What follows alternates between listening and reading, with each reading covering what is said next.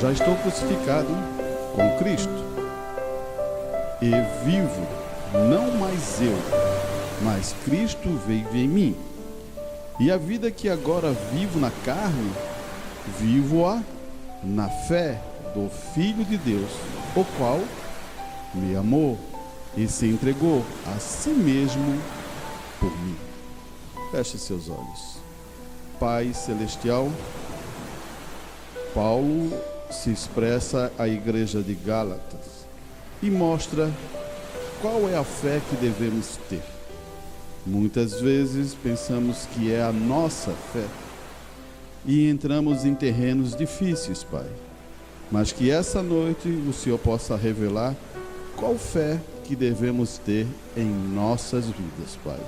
Peço isso, Senhor, porque Tu é o Deus que abençoa os Teus filhos nessa jornada e abre o conhecimento, o entendimento da palavra aos seus corações, porque precisamos, sim, de conhecimento, sabedoria, para viver nesse tempo e nesta hora, para não sermos pegos de surpresa, Pai. Peço isso, ó Deus, em nome do Senhor Jesus Cristo. Amém e amém. Poder sentar, meus irmãos. Temos um pedido de oração, vamos fazer no final. E também queria logo falar algumas pequenas coisas, né? Como o dia da mãe, também tem o dia do pai. Claro que isso é tudo de uma forma da economia, gera compras, vendas, presentes, tudo sabemos disso, né? Claro que se você for como um filho reduzir tudo isso a um dia ao seu pai, não seria bom isso, né? Mas é uma lembrança, é um tempo de você lembrar, né, de seu pai, da sua mãe, porque eu quero frisar uma coisa bem quando a gente fala pais. Eu quero frisar que tem mãe que é pai, tem avó que é pai, tem tia que é pai. Tem pessoas que fazem o papel de pai na falta e na ausência de algumas pessoas. Claro que é uma grande responsabilidade ser pai, porque eu fico pensando que Deus deu essa grande bênção a esse homem, só que ele tem uma responsabilidade importante em seu lar, é manifestar a palavra para os seus filhos, e os seus filhos poder receber essa bênção, porque isso passa de geração a geração. Abraão tinha a responsabilidade de passar essa fé aos seus filhos, netos, e foi indo. Ele só expressou o que Deus fez em sua vida e os seus filhos receberam isso por fé. E você pode ver que isso gerou a família de Deus. E Deus tem um compromisso com os filhos e Ele realmente quer abençoá-los. Por isso, devemos entender muito claro isso para podermos ter essa grande responsabilidade de poder ensinar os nossos filhos. Que Deus nos ajude e possa amadurecer isso. Feliz dias do Pai, né? Eu queria falar hoje sobre um tema que você conhece muito bem, fé. Mas quero levar esse tema um pouquinho mais além. Você diz, eu posso fazer uma pergunta para você: você tem fé? Daí você, irmão, antes eu tenho fé.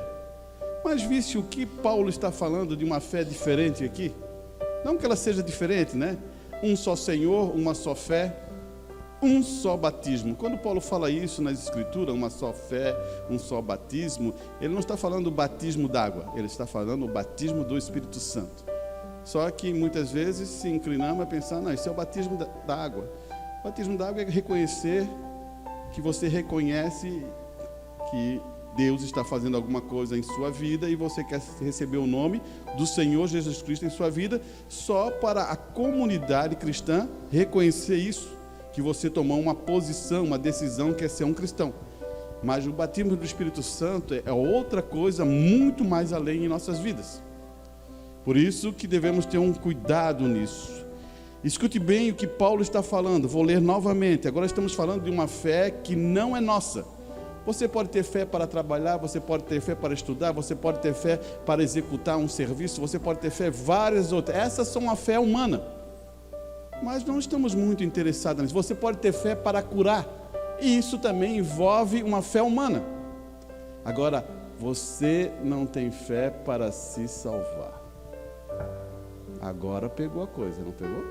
Ficou mais difícil.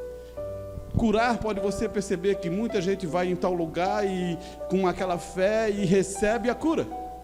Isso é uma fé que entrou humanamente em sua vida e tomou uma posição, uma convicção que Deus pode fazer isso, e você tomou. Essa é uma fé. Agora, fé de salvação só vem lá de cima.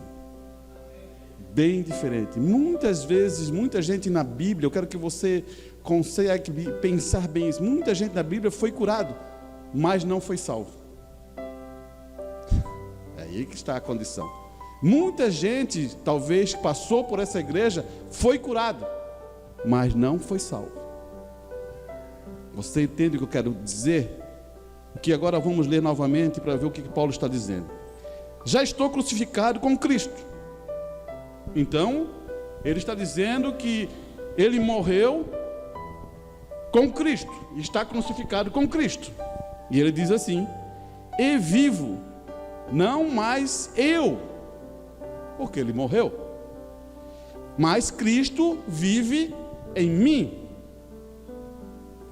Opa! Paulo se entregou completamente, irmão. E eu vou dizer uma coisa para você: se Paulo não se entregasse completamente, ele seria o homem que teria problemas em sua vida. Por quê? Você vai dizer para mim, por quê, irmão? Porque quando ele foi Saulo, ele foi um perseguidor da igreja, e ele viu Estevão ser apedrejado, não fez nada, segurou as roupas para os outros apedrejar ele perseguia a igreja, maltratava as pessoas, blasfemava, fazia eles blasfemar do Deus vivo, e agora ele está em outra situação. Por isso que ele está dizendo: eu morri com Cristo. Você consegue pensar nisso? Irmãos, a fé é uma coisa interessante. Jesus chega numa festa e fala sobre uma condição. Foi convidado por um fariseu rico. Ele senta na festa lá no cantinho, e o fariseu não lava os seus pés, não coloca um perfume agradável em seu rosto, e não dá um ósculo santo, não abraça ele, e fica de longe. Entra uma mulher na festa, que foi libertada e reconheceu Cristo, dobra os seus joelhos aos seus pés e começa a chorar. Cristo não tira os pés, e ela começa a chorar, chorar, chorar, chorar, e depois ela própria usa os seus cabelos para enxugar seus pés. Agora pense uma coisa, não é a questão de chorar ou ali aquela questão dos cabelos que eu quero levar. Eu quero levar uma condição quando ele se levanta e vai falar com o fariseu. Daí sim, ele diz e faz uma pergunta clara a ele, Aquele que é abençoado e liberto de grandes pecados, de grandes coisas, é aquele que dá mais valor a Cristo. Muitas vezes na nossa jornada, o que você foi liberto, do que você foi liberto, do que for, e talvez você não dá tanto valor, porque você acha ainda que você se libertou por sua capacidade, e isso é uma mentira de Satanás. Ninguém nessa sala, ninguém nesse local aqui pode ser liberto se Cristo não estiver em sua vida. Isso é uma coisa. Agora, alguns sofreram tanto, foi tão oprimente, que eles voltam em agradecimento, porque eles sabiam que eles iam à destruição. E talvez caímos numa condição que não é para cair, né? Mas caímos. Como é que está a tua fé? Não essa fé humana, que o irmão Brana gosta de intitular nas mensagens, uma fé intelectual, para você entender. Agora escute bem que Paulo está forjando isso. Ele diz assim, ó, e a minha vida agora vivo na carne, deixa eu ver aqui, e a vida que agora vivo na carne, vivo na fé, na fé do Filho de Deus. Você percebeu que ele está dizendo que agora ele vive com a fé do Filho de Deus, não mais com a fé que ele tinha humana. Ele reconhece que agora está vivendo pela fé do Filho de Deus. E como podemos fazer isso, irmão? E aí está uma coisa que você vai pensar, mas fé não é tudo a mesma coisa, irmão? Não, porque você já sabe que fé é uma revelação, não é isso? É uma revelação que você recebe. É como dizer assim, é um conhecimento que você recebe. Agora, um conhecimento humano, uma fé intelectual, não te leva a Cristo. Agora, a fé de Cristo te leva a Cristo, ou a revelação de Cristo te leva ao poder da palavra manifestada para esse tempo. Você e eu somos a manifestação da palavra para esse tempo. Tá certo? Amém? Tá certo? Perfeito. Porque quando você anda nesse mundo, quando você fala para esse mundo, quando você age para outras pessoas, você está manifestando quem? Cristo. Você está entendendo o que Paulo está querendo nos colocar? A fé do Filho de Deus, o qual, ele ainda fala assim, me amou, e se entregou a si mesmo por mim. Muitas histórias você pode ser entregue, muitos homens se entregaram por tal coisa, muitos homens entregaram por isso, muitas mulheres também se entregaram por tal razões, em tal coisas, mas aqui a gente está falando de vida eterna.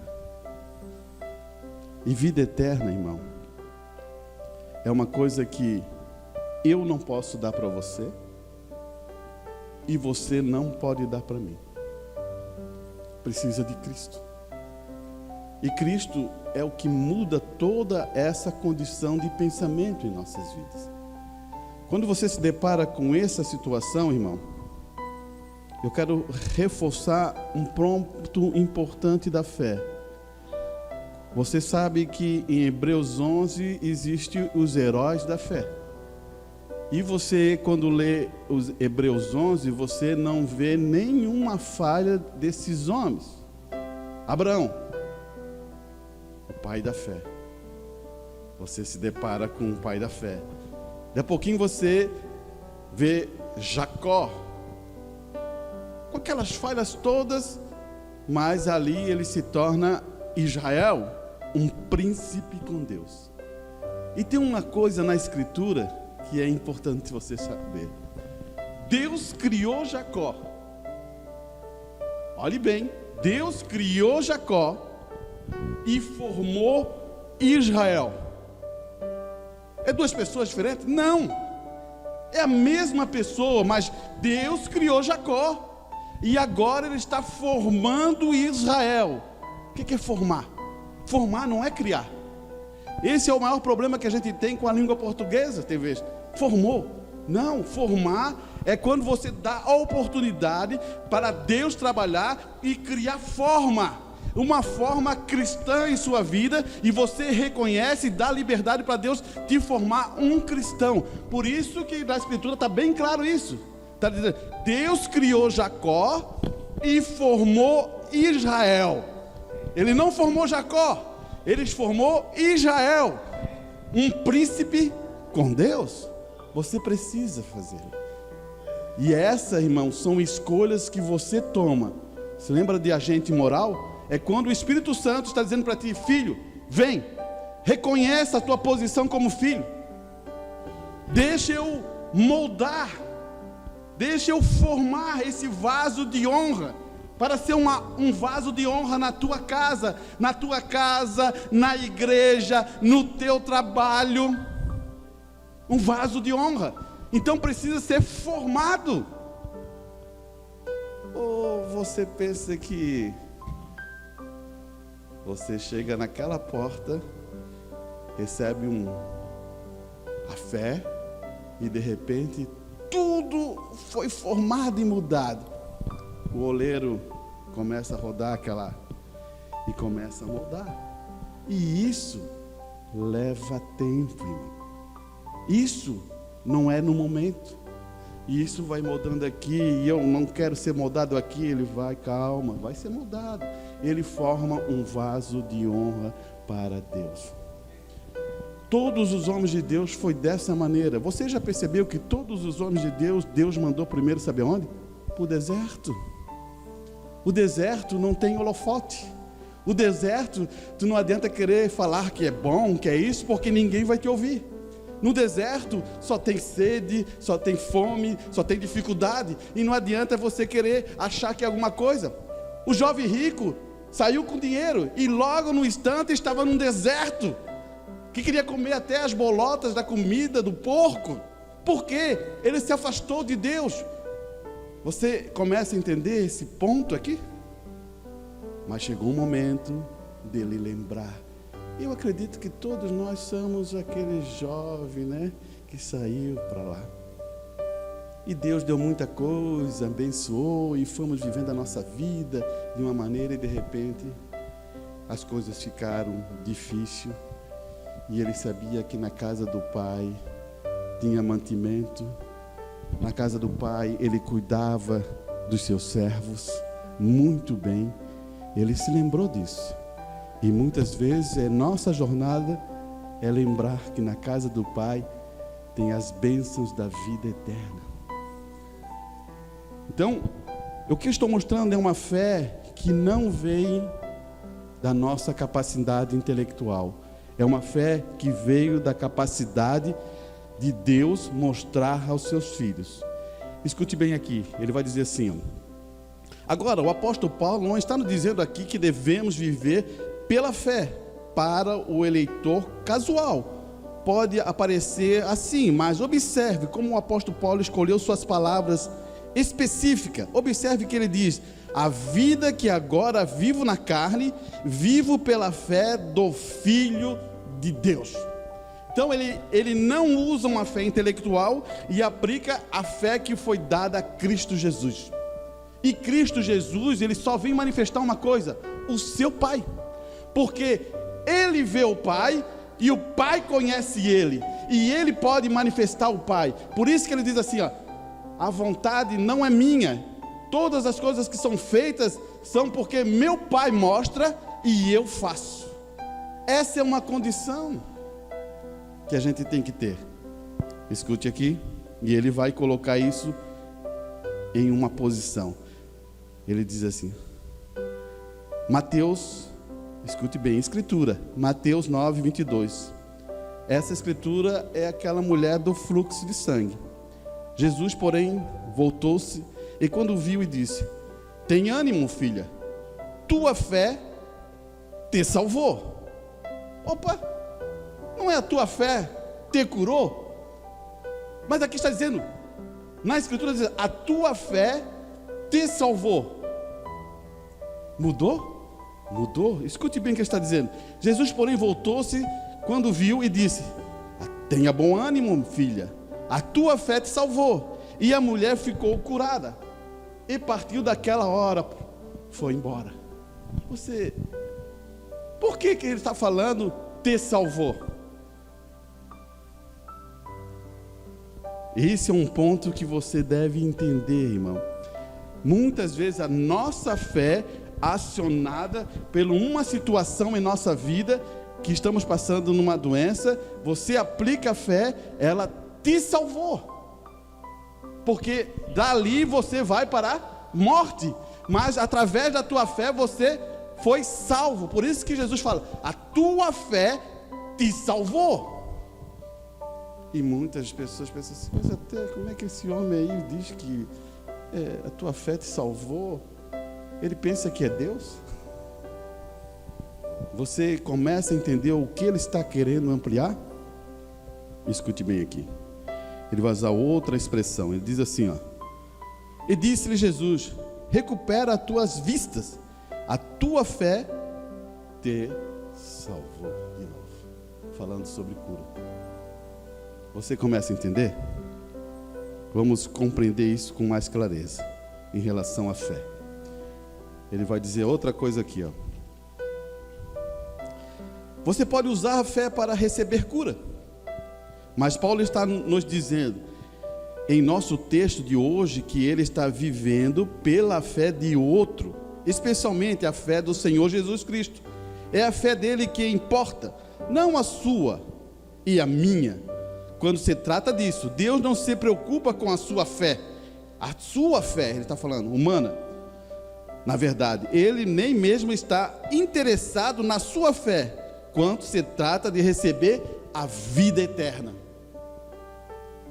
Porque um só pagou o preço, um só fez o plano, um só é o Redentor, um só é aquele que libertou e que dá vida eterna para você.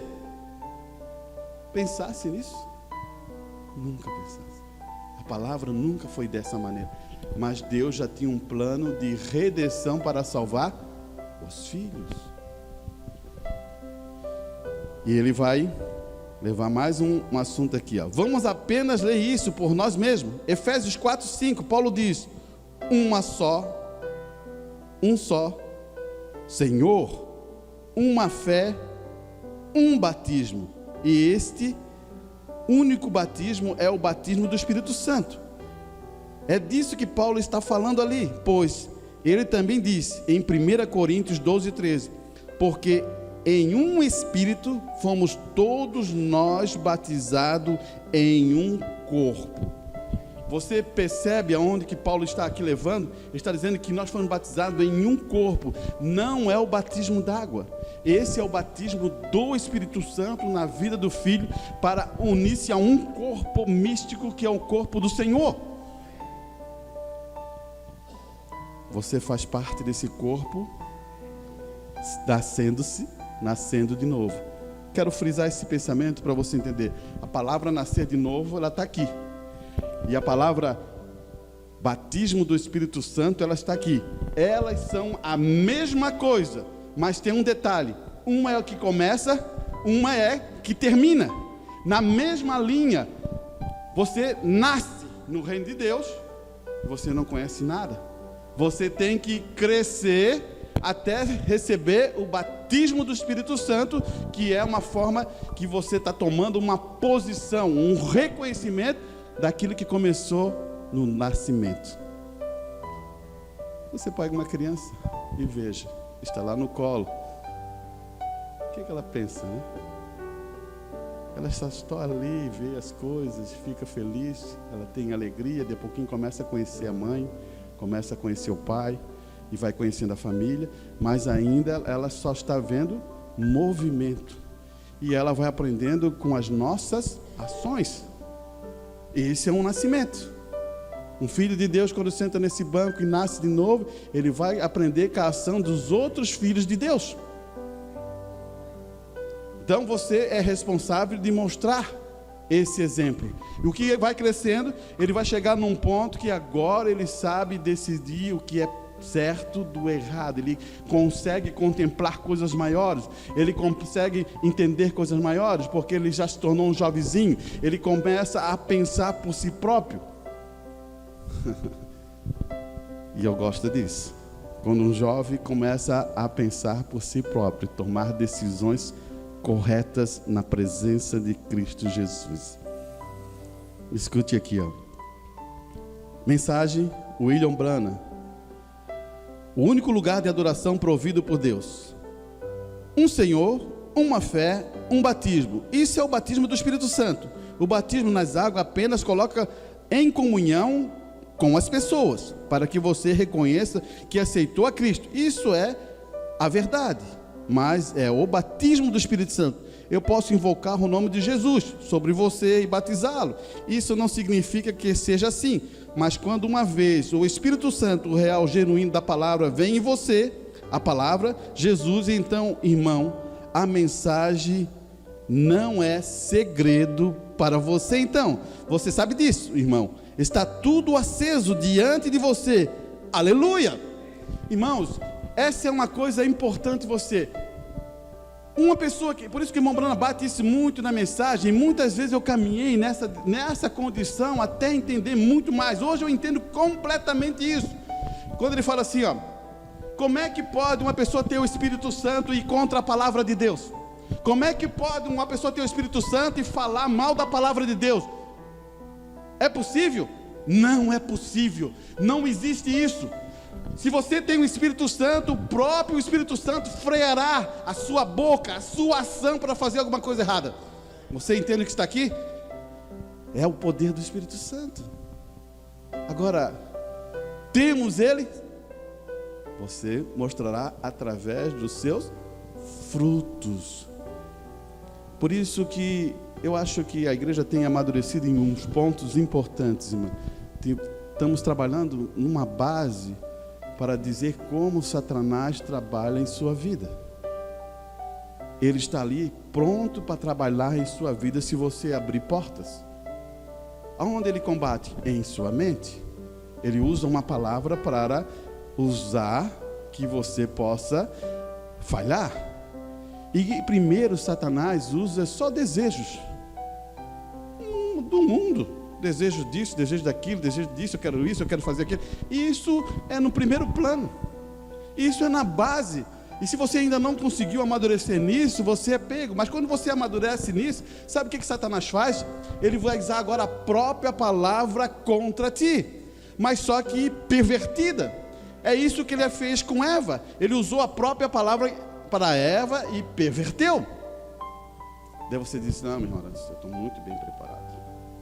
Quanto a isso, o irmão pode descansar. Você está preparado? Ou você está falando de uma fé humana?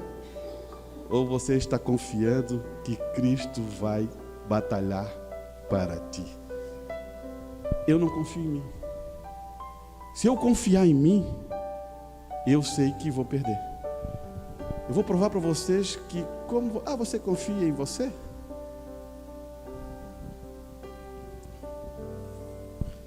Você sabe o que vai acontecer amanhã? Depois de amanhã? Daqui a algumas horas? Você sabe? Você pode até ter um pensamento. Não, daqui eu acho que eu vou para a casa do pai. Outros vão dizer assim, não, daqui eu acho que eu vou para tal lugar. Não, eu vou para casa. Você pode ter até esse pensamento. Mas você sabe o que vai acontecer? Você não sabe. E isso prova que somos fracos. O Deus Todo-Poderoso, Ele sabe completamente o que você pensa, o que você vai fazer e como vai fazer. Daí você se depara com uma situação de um personagem na Bíblia, que eu até queria que fala sobre, deixa eu ver se eu pego aqui o nome,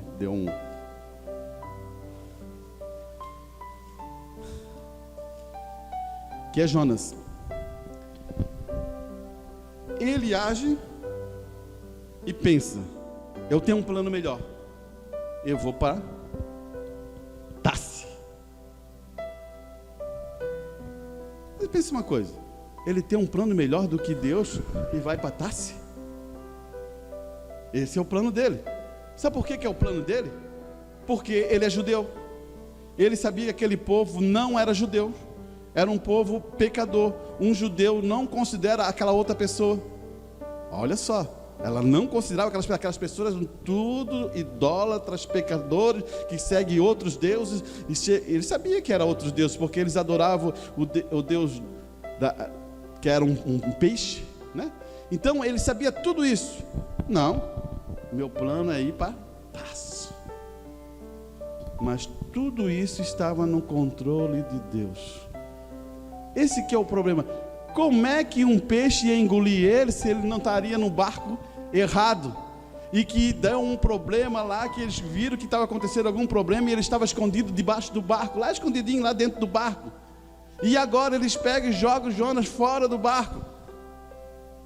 Porque ele fala, eu sou o problema. Ele sabia que Deus estava falando ao seu coração, pode me jogar fora. Porque ele tinha que chegar em Nínive com um peixe e o peixe jogasse ele na praia.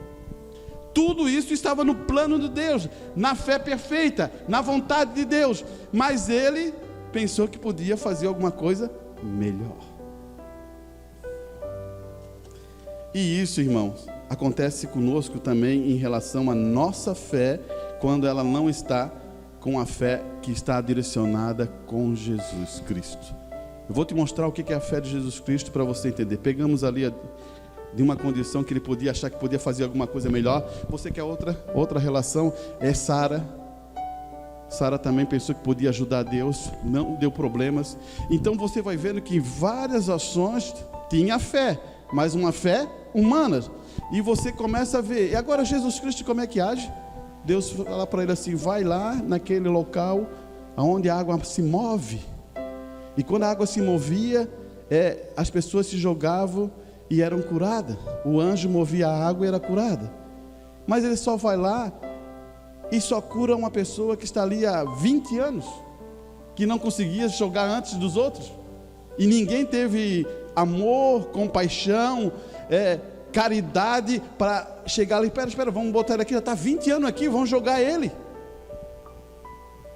Jesus chega e fala para ele, tome a tua cama e vá, estás salvo. Você começa a entender o que é uma fé perfeita? E ele não faz mais nada. Isso que eu mais acho importante na vida dele. Ele não faz mais nada, ele não cura mais ninguém. Ele só faz o quê? A vontade do Deus vivo. Amém? Vamos aqui mais um pouquinho para a gente entender essa escritura. Ele diz assim em Efésios 2:8: porque pela graça sois salvos, por meio da fé, e isso não vem de você, é dom de Deus, não das obras, para que ninguém se glorie, porque somos feitura dele, criados em Cristo Jesus para as boas obras. Agora você percebeu? Criados em Cristo Jesus para as boas obras, as quais Deus antes ordenou que andássemos nela. Então a sua fé não é o que faz isso, mas é aquela fé que é um dom de Deus para você. É uma revelação que produz você, o que faz o filho primogênito. Irmãos, o filho primogênito só escuta o que o pai diz, e só faz o que o pai diz. Jesus Cristo, ele só recebe essa informação. A conversação lá no monte, lá em cima, no monte da transfiguração, com Moisés e Elias, era sobre a sua crucificação. Lá os três estavam juntos e estavam conversando sobre o Calvário. E ele sabia que ia para o Calvário. Ele sabia todo o plano da redenção.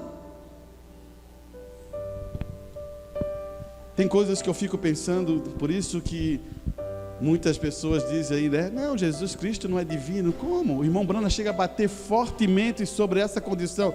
Jesus Cristo é divino. Jesus Cristo é divino. Mas por que Cristo é divino? Você sabe? Qual é o homem? Qual é o homem? Isso que eu fico pensando, muitas vezes pensei sobre isso. Qual é o homem que, sabendo que ia para a morte, faz a Santa Ceia e come com os seus amigos? Qual é o homem que faz isso? Qual é o homem que é enganado, traído e diz assim, meu amigo, por que fizestes isso? Qual é o homem que faz isso? Qual é o homem que se levanta aqui, que isso não afeta a sua relação com Deus? Qual é o homem? Ou mulher? Não existe. Uma pessoa talvez fale mal de você, logo você entra em reclusão, achando isso mal. Qual é? Mas Cristo não faz isso. Aquela pessoa trai ele e ele chama assim, amigo. Por que fizesse isso? Qual nível estamos, irmão? Pense nisso. Qual nível de fé que nós estamos de reconhecer as nossas necessidades? Essa é uma questão de revelação. É isso que eu quero que você entenda. Essa não é uma fantasia, essa é uma questão de revelação. Cristo prova para nós que nós conseguimos fazer isso. Cristo mesmo ele fez para manifestar isso e dizer: filhos, meus irmãos, vocês conseguem fazer isso. Tome uma fé que uma vez foi dada, que veio de Deus, que veio do alto, que é a graça de Deus, é em você. Mas quando eu vou dizer como é que acontece isso em nós. Alguém aplica isso, logo nós tomamos isso como guerra, e logo não queremos ouvir mais nenhuma voz, trancamos os nossos corações. Não, essa pessoa que falou mal de mim não presta, essa pessoa que age dessa maneira, ele não me fez tantas coisas erradas que eu não aceito ele. Você está entendendo? Essa é o nosso coração humano, mas a palavra diz: perdoa e serás perdoado. Daí eu vou dizer para você: perdoa e serás perdoado, porque se você não perdoar, o Pai que está no céu não te perdoa também. Você pensa que isso é um jogo? Não, não é um jogo. Isso é uma condição que está aí dentro da palavra de Deus. Escute bem, eu quero passar nessa condição que a gente falou sobre fé, e quero elevar um pouquinho essa condição em relação a nós. Eles dizem assim, muitas pessoas acreditam que quando falamos de coisas, de coisas que mudam a oração, que você pega e vai começar a orar e vai mudar algumas coisas. Na verdade, queremos dizer que Deus muda as coisas quando o homem ora. Quase todos os lugares, vamos hoje, vemos placas de adesivo que diz: a oração muda as coisas. Quando ao significado dessas palavras pode ser ouvido no rádio religioso hoje, devemos persuadir a Deus a mudar seu propósito? Escute bem, irmão, é muito bonito a frase ou o jargão: vamos orar, vamos mudar, Deus vai mudar tudo. Não pode, irmãos. Eu quero mostrar uma coisa para vocês profundo em relação a esse assunto. É quando você abre Apocalipse 3. O que acontece? Em Apocalipse 3 tem uma coisa importante para você entender. Lá na era de Laodiceia, né? Olha, o que está acontecendo aqui não é um homem que está falando. Aqui quem está falando é Deus, através de Cristo, o que acontece com a igreja. Então, se isso é uma revelação, você tem que prestar atenção nisso.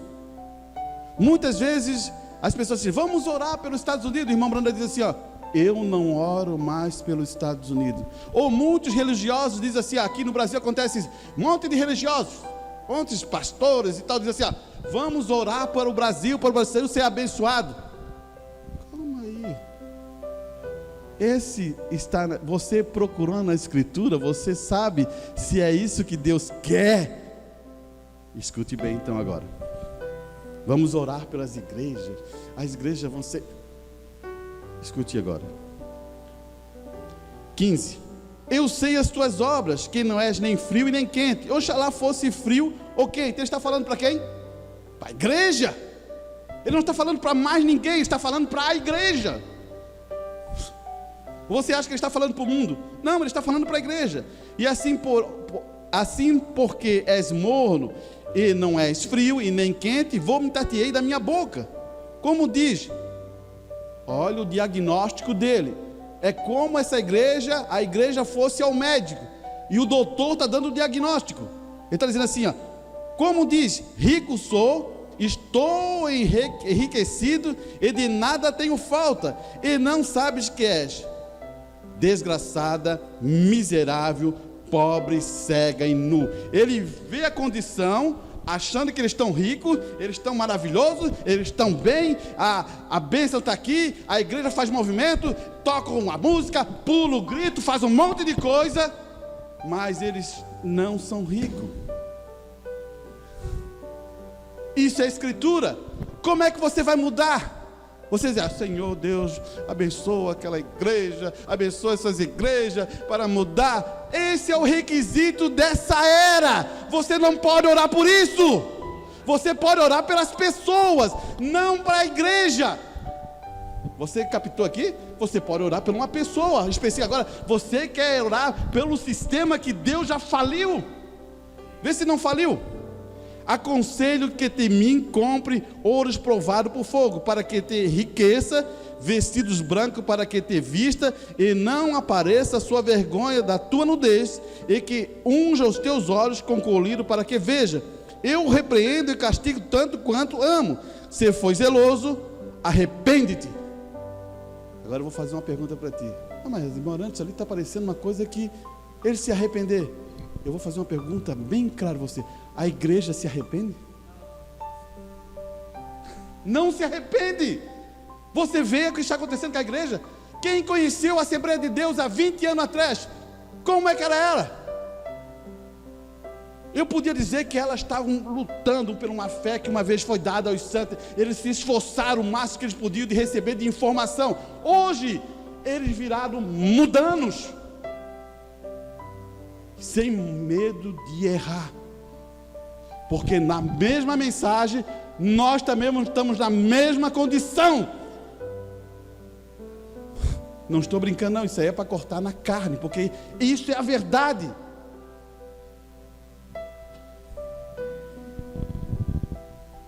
Você quer ser igreja? Irmão, eu já vou dizer uma coisa para ti. Você quer ser igreja? Então eu vou te explicar uma coisa. Deus não está mais tratando com a igreja, porque a igreja se entregou ao mundanismo. Ele está tratando com sua noiva. Você pegou? A igreja não recebe mais a palavra de Deus. A igreja quer viver do jeito dela, das condições dela. Ela não consegue ouvir mais a voz do noivo. Irmão, a noiva de Cristo, por isso que irmão Brana fala, a noiva de Cristo é a manifestação da palavra para essa hora, porque ela tem a mente de Cristo. Por isso que, irmão Brana, os homens de Deus falam assim, você e eu temos que ter a mente de Cristo. Não tem outra condição, porque se eu não tenho a mente de Cristo, é o que o irmão Paulo está falando, se eu não tenho essa fé que Cristo botou em mim, como eu vou servir a Deus? Não tem como. Eu vou ter o pensamento das denominações, do sistema que está falido, que Deus já condenou na própria Escritura. Escuta outro ponto importante, se você quiser ler em casa, eu vou abrir isso aqui, porque isso aqui foi aberto há um tempo, mas quero firmar esse pensamento para você guardar em seu coração. Está na capítulo 3, verso 7, igreja da Filadélfia, que aqui o próprio Espírito Santo, o próprio Cristo está falando às igrejas. E perceba uma coisa aqui, olha o que está aqui. Por isso que não é um homem. Se você adora um homem, você está em pecado. Está vendo o que eu estou apontando? O que nós estamos querendo é aquilo que está em cima daquele homem. Isso. Por isso, o que estamos apontando é aquilo ali. Agora escute bem aqui. E o anjo da igreja que está em Filadélfia escreve: Isso diz que é santo, o que é verdadeiro, o que tem a chave de Davi. Quem é que tem a chave de Davi? Qual é o reino que vai ter essa chave? Quem é? É Cristo Jesus que tem essa chave. Escute bem aqui, ele vai dizer: o que abre e ninguém fecha. Ele abre e ninguém vai fechar. Ele fecha e ninguém abre. Ninguém vai mais abrir. Se ele condenou as igrejas, não tem mais abertura. Você está entendendo aonde que está aqui? E olhe bem o que ele vai falar. Eu sei as tuas obras, Filadélfia, eu sei as tuas obras. Eis que diante de ti pus uma porta aberta. Você sabe quem é essa porta? Você sabe? Cristo Jesus, essa é a porta. Ele botou essa porta aberta. Ninguém pode fechar, nenhum homem. Existe um grupo dentro da mensagem que dizia: não, já acabou, agora é a noiva que faz isso. Não, é Cristo. Se eu apontar isso para mim, eu sou um pecador. É Cristo que pagou esse preço, através do sangue de Deus. Você pense uma coisa, escute bem. Eu sei as tuas obras, eis que diante de ti pus uma porta aberta, e ninguém pode fechar, tendo pouca força. Mas é glória a Deus, irmão. Aleluia, Senhor. De novo, o médico está dando o diagnóstico. Eu sei que você tem pouca força. Olhe bem, aquela igreja de Filadélfia tem pouca força. Não é forte como foi Efésios, mas depois esqueceu do seu primeiro amor. Aqui é pouca força. Guardaste a minha palavra. Eles são fracos, mas guardaram sua palavra, e não negaste o meu nome. Você está percebendo uma coisa? Muitas vezes a gente é fraquinho, mas guardo a palavra. Muitas vezes estou debilitado, mas segurei e disse: não, eu sou um pecador, mas a palavra é verdadeira. Eu não consigo, mas a palavra é verdadeira. Você está entendendo isso? E olha aqui, e ele reforça esse pensamento dizendo: não negaste o meu nome. Sabe quem negou o nome? A igreja. Você entendeu? Não quer receber o nome de Cristo, quer receber aquelas bênçãos, aquelas outras coisas, mas não quer receber o nome de Cristo. Ela, fraquinha, reconheceu a palavra e quer receber o quê? O nome do seu noivo, que um dia será o seu esposo, irmão. Você está vendo o que é a condição? Agora você percebeu que essa porta está aberta? E quem diz que a porta está aberta? Algumas igrejas da mensagem dizem assim: não, acabou, Jesus já saiu do trono. E que dessa porta então? Onde que eles estão lendo? Que eu não estou entendendo. A porta está aberta. Você tem fé? Você quer recebê-la? Você quer receber Cristo? Está aqui. É nesse momento que Ele está aqui. É agora. Eu não tenho um Deus do passado, eu não tenho um Deus para o futuro, não. Eu tenho um Deus presente em minha vida, que vive toda hora comigo. Esse é o ponto que eu vejo. Olha bem, escute bem como isso é interessante. Tem outras coisas importantes sobre a oração. Deixa eu pegar algumas coisas aqui. O tempo não é muito nosso inimigo, né? Mas um dia vão estar na eternidade. Olha aqui, diz assim, ó. Muitas pessoas acreditam que quando falamos de coisas, muda a oração. Esse é o ponto que ele está dizendo, né? Devemos persuadir e mudar o seu propósito? Propósito de quem? De Deus? Não. Então entendemos que o que Deus já falou, o que Deus escreveu, a gente não pode mudar. Por isso que os profetas, eles dizem que são como águia. Por que profeta é como águia? Porque quando você recebe um profeta, você recebe galardão de um profeta. Então você se torna uma águia, você se torna um homem de visão, uma mulher de visão. Por quê? Quando esses profetas eram inquiridos, eles falavam assim para o rei: ó, espera um pouco, deixa eu dar uma lida nos pergaminhos. Não é assim que eles falam? Espera um pouco, deixa eu dar uma lida. Daí eles passam uma noite e lêem. Não, está dizendo que eles vão perder a guerra e vai acabar. Eles vêm dizer assim: vai acontecer isso, isso, isso. Por quê? Ele tinha garantia. E aqui é a mesma coisa, irmão. Você tem garantia dentro da Bíblia. Você vai lá e busca.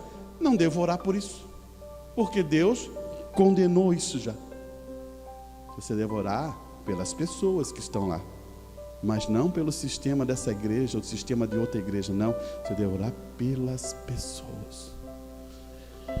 Escute aqui, ó, vamos mais um pouquinho para ver. Ele diz assim, ó: Tem essa escritura que é importantíssima, talvez você se lembre, você vai querer colocar isso. Isso é perfeito, mas você vê que tem 4 coisas que o homem tem que fazer primeiro, para depois receber as bênçãos que Deus derrama em 3 vezes. Olha, 3 coisas, né? Ele fala assim, ó, em Crônica, está dizendo assim, ó: se o meu povo que se chama pelo meu nome. Então você tem que estar endereçado e saber quem é o teu nome desse Deus. Para mim o nome desse meu Deus é Senhor Jesus Cristo. Esse é o nome do nosso Deus. Ele diz assim, ó: se o meu povo que chama pelo meu nome, glórias a Deus, se humilhar, primeira coisa, você não adianta ser arrogante, você tem que se humilhar. Orar, segunda coisa, buscar a minha face. Irmão, orar e buscar a minha face é igual negativo. Você tem que buscar, ó, aqui, ó, aqui, ó. Não é só orar não, busque aqui, ó. Esse aqui é o Deus de letra em sua vida. Olha aqui, e ele diz outra coisa, ele fala assim, ó: buscai a minha face e se converter dos seus maus caminhos. Você se lembra que eu falei sobre maus caminhos? Converter sobre maus caminhos é quando você está aqui e quer se afastar de Deus. Isso é um mau caminho, porque o bom caminho sempre é o de Deus. Você entendeu? Então, quando a pessoa quer se afastar de Deus, ela está indo para um mau caminho. Então você tem que voltar a Deus e tomar o caminho que Deus deixou. Daí sim, ele vai dizer: então eu ouvirei do céu. Ouvir o que? Suas orações, suas petições, e perdoarei seu pecado, porque todos nós somos pecadores. Então perdoarei os teus pecados e vai curar a sua terra. Podemos usar a terra no natural e podemos usar essa terra. Sabe por quê, irmão? Se somos terra, precisamos de uma coisa: a semente da vida, que está lá em Gênesis 1:11, entrar no nosso coração para produzir uma árvore de vida eterna. E se somos terra, plantamos aqui, tiramos tudo que é pedra, tiramos tudo que atrapalha o crescimento, e pegamos esse terreno e fazemos, adubamos e dizemos: agora sim, eu planto essa vida eterna, porque estava lá no jardim, lá no começo, a vida, quem era? Cristo Jesus em meu coração, e agora vai crescer uma árvore, e essa árvore produz coisas boas, irmãos. Por isso que eu fico pensando que, olha, eu vou até levar aonde que está isso. Olhe bem aqui, irmão, para finalizar. Escute bem, olhe só onde que vamos entrar. A visão não ajuda um pouco, mas vamos, está aqui. Vamos para, sabe, uma condição que foi colocado no primeiro capítulo de Salmos, mãe. Todo o Salmos está afirmado nesse capítulo. Escute bem: bem-aventurado é o homem que não anda segundo conselhos de ímpios, nem se detém a caminho de pecadores, e nem se assenta à roda de escarnecedores. Você percebeu? Eu sentar à roda de escarnecedores para escutar ele falar mal do teu Deus bom, do teu Deus que te abençoa. Você vai querer escutar essas coisas? Afaste-te, Senhor. Afaste dessas pessoas. Não maldiza, mas afaste. Não faça mal, não peça nada mal para ele, mas afaste-se. E ele vai dizer assim, ó, agora escuta o que é bênção. Antes tem o seu prazer na lei do Senhor, e na sua lei medita de dia e de noite. Irmãos, não sei se acontece isso contigo, mas quando tem vezes que estou no quarto e aquilo entra, a inspiração entra, parece que o quarto fica pequeno. Tem vezes que minha esposa entra assim, eu me sinto até, fico meio constrangido numa situação, né? Porque estou viajando. Estou viajando para a glória. Estou viajando porque o poder da palavra trocou meu coração, encheu a minha vida. Eu digo, ó Deus, como Tu é maravilhoso. Ó Deus, como tem me cuidado. Ó Deus, como tem dado uma família maravilhosa. Ó Deus, como tem dado uma esposa maravilhosa. Ó Deus, eu tenho tudo isso, Senhor, pela graça e misericórdia Tua. Eu não merecia isso, eu não merecia, mas Tu deste. Você está entendendo aonde que estou chegando? E você disse, mas irmão, não te falasse que não existe famílias perfeitas? Não existe igreja perfeita, não existe família perfeita. Mas quando estou em Cristo, tudo é perfeito. Quando estou em Cristo, tudo é maravilhoso. Eu não tenho dúvida disso, eu tenho certeza, porque Ele preenche todas as coisas. Por isso que existem heróis da fé, heróis que manteram a sua fé e estão lá dizendo, venceram isso, venceram o fogo, venceram tantas coisas. Por quê? Deus não está olhando aos problemas, às dificuldades, Ele está olhando a tua posição através da fé em Cristo Jesus. Isso que é importante, irmão, você se manter fiel a isso. Vamos terminar aqui, ó. Pois será como árvore plantada junto a ribeiros d'água, a qual dá o seu fruto na estação própria, e cujas folhas não caem, e tudo quando fizer, prosperará. Você viu? Um homem de Deus, uma mulher de Deus, prospera. Agora você tem que saber o que é prosperar. O que é prosperar? Você se lembra disso? Eu falei uma vez aqui, dinheiro não é prosperidade. Dinheiro não é prosperidade, é uma vida comum, em comunhão com Deus. Ter amigos, ter irmão, ter família, ter isso é prosperidade. Deus derramando paz em seu coração, a sua vida está alegre, você vive aqui feliz, não vive amargurado. Tudo isso é prosperidade. Muitas pessoas pensam que prosperidade é riqueza. Tem vezes, como eu disse aquela vez, tem gente que só tem dinheiro. E aí? Não vai ter prosperidade, né? Vem, meu irmão, vamos cantar um hino.